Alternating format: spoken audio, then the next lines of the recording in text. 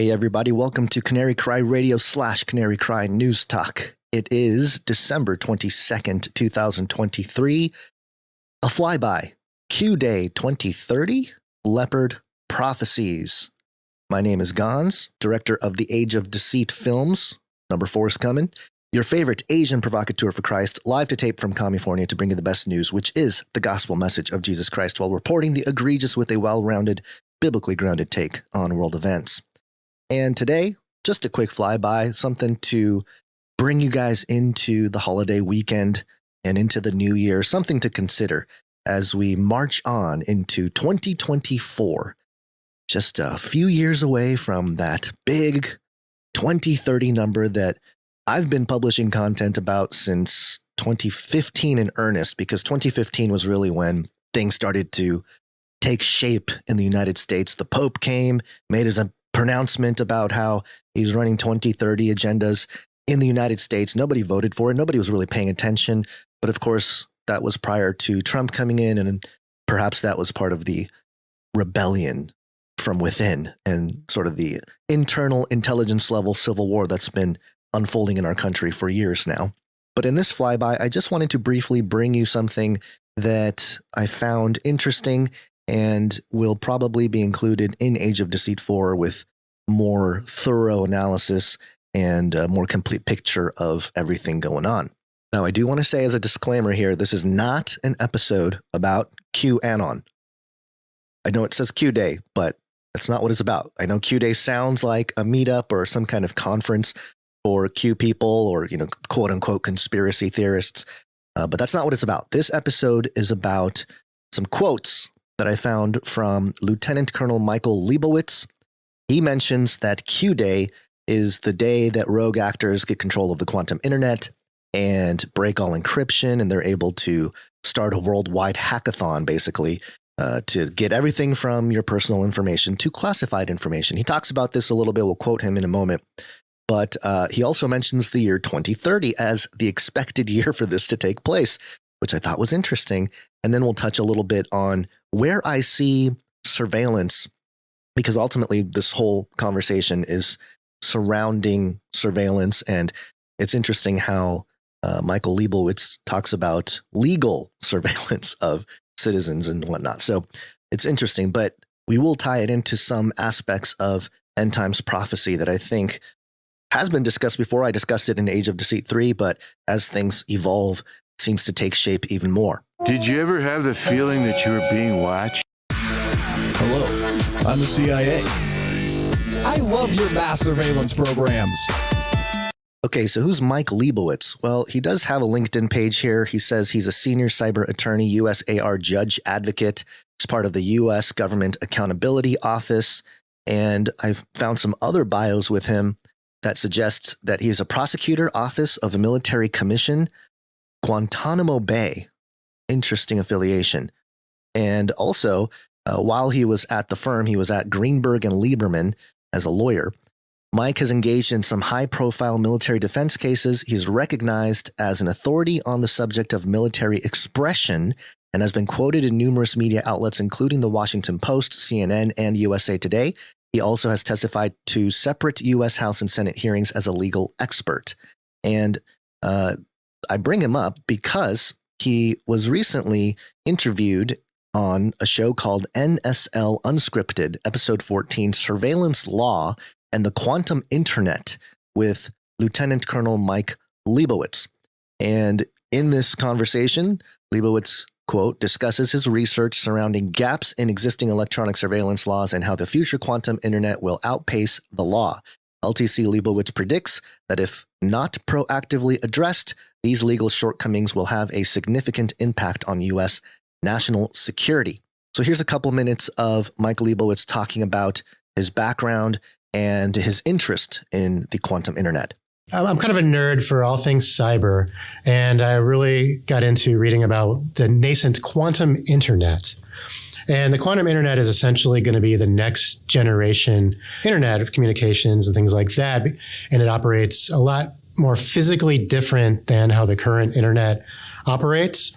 So the current internet has, they call it packet switch communication. Say you're talking about an email or something like that, where Literally, information is chopped up into bits, packets. Routers will then move that information around the internet until it gets to until where the information wants to be, like from the beginning to the destination. So the quantum internet behaves completely different. What it does is it essentially takes out the packets from the equation. So the packets will be gone from the equation. And what the most viable way of the quantum internet will work is that essentially the data is going to teleport. So from point A to point C, because there's a little bit of science involved with point B. So there's no more packets. The information just goes from one to the other without that. And I thought that was really interesting. And the nerd in me was like, wow, that's great. I nerded out about that. But then I started thinking about the phrase packet switched electronic surveillance. And electronic surveillance is essentially how all near real-time interceptions of information, whether it's emails or digital voice or anything like that, the content that law enforcement or investigative agencies or the intelligence community or even adversary governments, how they intercept communications, whether lawfully or not, hackers, the same thing, is through electronic surveillance, which the key requirement is they intercept or collect the packets. So got me thinking, if the packets are going to be eliminated from the equation, obviously the cybersecurity benefits are great, and that's what's being touted by this. They're calling it spy-proof. They're calling it hacker-proof. Governments from China to Europe to the United States are spending billions upon billions of dollars to develop the quantum internet because without the packets, it's going to vastly improve cybersecurity. If you think about it, a quantum internet on a classical system can solve something that would take a classical internet encryption about 50,000 years to solve. The quantum internet can solve it in 2 seconds. So that's what we're looking at there. That's why there's this huge race for the quantum internet. But again, what I was thinking about was, what about the other side of it? Because our government and adversary governments, we rely on lawful electronic surveillance, and that's going to be gone once the packets go away. So very interesting how he mentions the threat of lawful electronic surveillance as something that will go away. So a step in the direction of hackers, this cypherpunk era where these intelligence agencies, based on their infrastructure currently, will be outpaced by rogue actors, quote unquote. It's very interesting. It has everything to do with network states, and as I think will be the future here, is forming different factions worldwide that are less contingent on where you are physically. But it'll be more about what network you belong to. And that's sort of the whole network state idea. And I did touch on this concept in Age of Deceit 3, looking at the biblical prophecies of Daniel 7 and Revelation 13 that we'll get to in a second here. Here's Lebowitz with a little bit more. Every year, the ODNI produces a transparency report. It's unclassified, it's for public consumption, and it talks about certain authorizations regarding specifically addressing packet-switched electronic surveillance, for example. And the most recent published report said that there were 233,000 targets. So if you have a quantum internet that's up and running throughout the world, then theoretically, we could be losing 233,000 national security targets that have been vetted, are deemed important by the national intelligence community for national security purposes. And that's a lot. That's a big deal. And I think the focus is so much on the cybersecurity part of it. There's no thinking about the national security aspect of it from the other end of it. 33 is the number of completion of the Great War. There's always a 33, isn't there? And it's 233,000. Of course, there's the 322, 233. I don't know. There's always some numerological significance there for the people in control. So I thought it was interesting that this gentleman would drop a 33 a couple times in this discussion. Lawful electronic surveillance collection is probably no longer going to be in the transit when data is being transited from one node to another because the packets are going to be gone.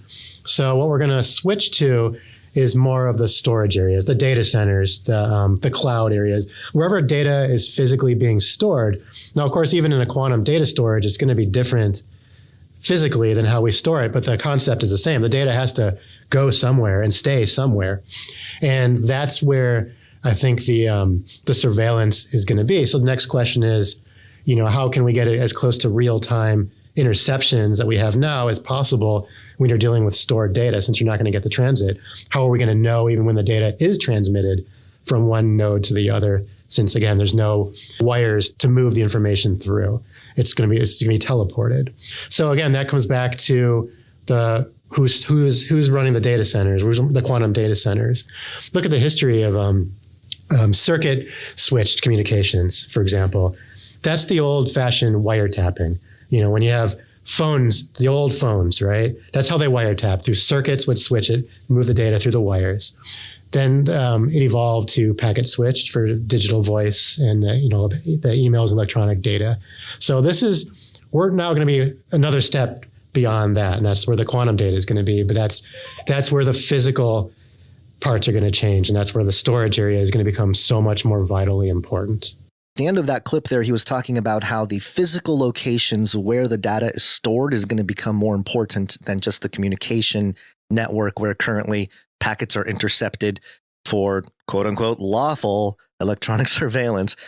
He does mention or unlawful. So in any case, all surveillance or electronic surveillance, I would say, currently is in that form of intercepting packets. That is the mechanism to do so. But with quantum, those packets go away. We don't use packets anymore. So what's that mean? It means that there has to be new forms of surveillance for these folks anyway, and they need more funding, etc. But also it'll be more contingent on the data centers, because the information is going to be sent from those nodes to another node with the quantum entanglement technology that we're figuring out here for computing. And so instead of packets being sent through the air, it'll literally be through the fabric of creation, which goes back to the whole idea of why God might have to burn the whole world up during his judgment, because I think we're going to get messed with some things that we're not supposed to. But Daniel 11, there's a whole passage here about the king who exalts himself, and in their place he will honor a God of fortresses, a God his fathers did not know. With gold, silver, precious stones, and riches, he will attack the strongest fortresses with the help of a foreign god. Could that be some kind of quantum AI? And will greatly honor those who acknowledge him, making them rulers over many and distributing the land for a price. Again, this sense of some kind of foreign god, the fortress is attacking. Now, in the context of the time this was written, of course, the authors of Daniel saw this likely as a simple type of military activity of attacking a fortress and then having some sort of dominion or control or authority over a region. But in the modern context here, we're talking about the god of fortresses. We're talking about a world where the secular society is headed towards using AI or worshiping AI in some sort of way. Add quantum computing to that and add some kind of control mechanism to that in terms of those social engineers and people that herd at the top of the pyramid. And you have something very akin to this type of situation described in Daniel 11. The surveillance apparatus is something that I was curious about in terms of biblical eschatology a few years ago. And I wanted to know, is there anything that resembles some kind of surveillance state or infrastructure? And of course, in Daniel 7, we have the dream, Belshazzar, king of Babylon. And part of his dream, starting in verse 6, says, "After this I beheld, and lo, another like a leopard, which had upon the back of its 4 wings of a fowl. The beast had also 4 heads. The dominion was given to it." And so this beast that has dominion over these heads is like a leopard. And of course, the leopard as part of a kingdom is mentioned again in Revelation 13, where you see the conglomerate beast that is mentioned in Daniel 7, described in more detail in Revelation 13. Specifically in verse 2, it mentions, "And the beast, this 4th beast, which I saw, was like unto a leopard." So what is the leopard like in the Bible? I did this whole breakdown in Age of Deceit 3 for anybody curious, but in Hosea chapter 13, verse 7, it says, "Therefore I will be unto them as a lion, as a leopard, by the way I will observe them." So this idea of observing is very much part of the Leopard's character traits. And if you dig into the Hebrew, I believe it's the Hebrew, maybe it's the Aramaic there, you have the definitions here, according to Brown Driver Briggs. Behold with accusative of person. So, beholding something as an accusatory way where you're accusing them, looking at them in some kind of judgment, perhaps. 2, regard with watchful care. Or 3, watch stealthily, lie in wait.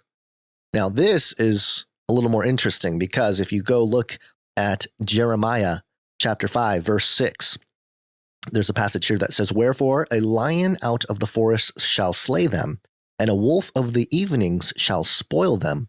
A leopard shall watch over the cities.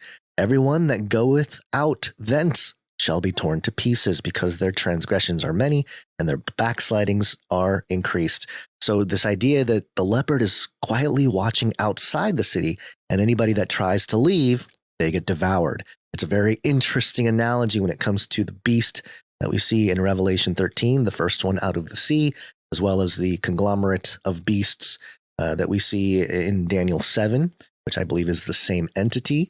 And the whole idea of the surveillance apparatus changing and evolving and becoming something that it's not just so much that it's a nation, because I know traditionally the leopard and the lion and the bear, it's, Medo-Persia, there's Russia, there's a whole nation state interpretation of those elements. But as we move into the network state era and we see the infrastructure of the technology worldwide, it becomes more likely that biblical prophecy will be fulfilled, or at least the motifs of such prophecies will come to pass in a certain way in our generation.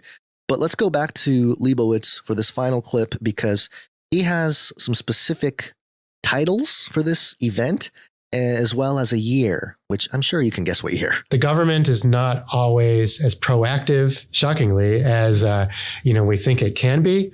And sometimes, or quite often, it comes back to bite us when we're trying to deal with something exigent or new. And so the whole point of this, where I came from this, is let's try to be proactive and get ahead of it, because once the hackers, they call it Q Day, is when the hackers first get the quantum internet. Once they start doing that, and if we're still using the classical internet, they're going to hack us to death. Or whether it's adversary governments, the same thing. So it's just a matter of being a bit proactive and a bit creative, to be honest. And that's kind of where I urge all listeners to any area of interest that they have, if it aligns with things they know, to kind of look into it. And don't just assume that, it'll all get worked out or the statute will cover it, because in this instance, I'm not convinced that the current statute framework will cover something that is going to happen. Some people say, it's so long in the future, we don't have to worry about it. But doing the research, it's expert after experts predict 2030 is when this is going to happen. So that's not too long from now. 2030. There it is. 2030. The year that everything's supposed to happen, apparently. And the conversation, he digs into more things with nation states and China and Russia and all that kind of stuff. But I do find it interesting that year keeps popping up, even in the context of this Q Day, as well as Q Day. It's just, of course, it's called Q Day. And perhaps there are people who have talked about this particular topic in conspiracy fringe circles or corners. I wouldn't be surprised. I did find a version of the paper that he published. He, as in Michael Lebowitz. It's titled "What Happens When the Packets Go Away: How the Quantum Internet Will Diminish Electronic Surveillance Programs and Change Cybersecurity Forever." That was published in the Boston University Journal of Science and Technology Law.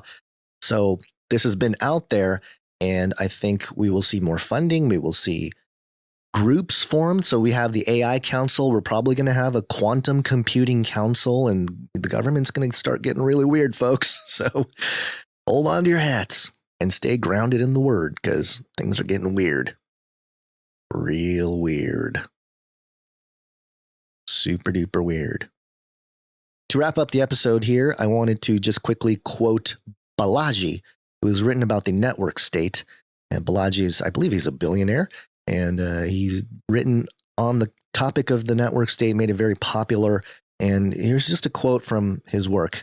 Once we generalize beyond God, once we realize there's not one but three Leviathans in the Hobbesian sense, that's Thomas Hobbes, the super long title that is known as Leviathan, the complete title being, and I have to read it because I don't remember it, The Matter, Form, and Power of a Commonwealth Ecclesiastical and Civil, commonly referred to as Leviathan, 1588 to 1679 by Thomas Hobbes. Much becomes clear. Movements that aren't God-worshipping religions are often state-worshipping political movements or network-worshipping crypto tribes. Hello, Bitcoiners. Many progressive atheists are by no means astatists. They worship the state as if it were God. And many libertarian atheists may not believe in either God or the state, but they do believe in the network, whether that be their social network or their cryptocurrency. And he elaborates on this further, and he's done a beautiful job writing the situation at hand and where we're headed into, this sort of balkanization of the entire world and people taking sides on the basis of the network, who's on the most transparent, most honest network. And that's going to become a conversation that we enter as we enter the 2024 elections and as we march toward 2030. I want to wrap up this flyby with Matthew 24, starting in verse 5. For many shall come in my name, saying, I am Christ, and shall deceive many. And ye shall hear of wars and rumors of wars. See that ye not be troubled, for all these things must come to pass, but the end is not yet. For nation will rise against nation, and kingdom against kingdom, and perhaps network state against network state, which is basically a form of a nation or a kingdom. And there shall be famines and pestilence and earthquakes in diverse places. All these are beginning of sorrows.